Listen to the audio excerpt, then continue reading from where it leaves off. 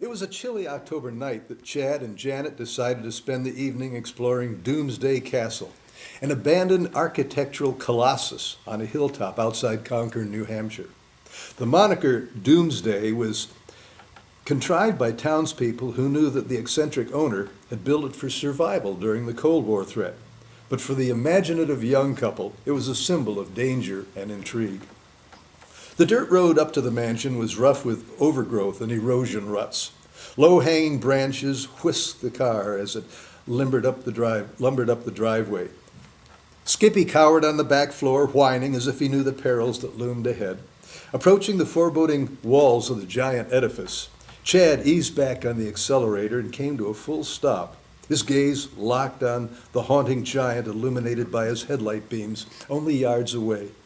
Mesmerized by the massive front doors, locked and forgotten for decades, the young couple stared, their productive imaginations in full throttle.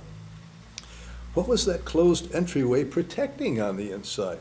Or was it preventing some odious presence from being unleashed from within those titanic walls? Chad shut off the engine. Janet scooped up Skippy into her arms protectively. The couple opened the car doors and stepped slowly outside, wondering whether this exploration idea was a good one after all. Shh. Do you hear that, Chad? It sounds like voices murmuring. No, it's just the wind. Let's try those doors. Hesitant at first, Janet followed Chad to the front entrance, trying to reassure herself that staying alongside her boyfriend would be safer than standing alone in the dark. Chad withdrew a flashlight from his jacket pocket, switched it on, and handed it to his girlfriend. After tugging at both front doors, he said, "Well, we could have guessed at that. Look at those massive locks. Let's have a look around the side of this place." Proceeding around a corner, Chad tried unsuccessfully to open ground-level windows one after another. Janet gently set Skippy down and tried to tug the windows as well. Eventually, the couple reached the back of the enormous dwelling. "Chad, look over there. Isn't that another entryway?" He nodded, and they eased toward the opening. Cautiously, Chad reached for the iron door handle. At that moment, an unseen entity whooshed by Janet's head. She screamed, "Chad, what was that?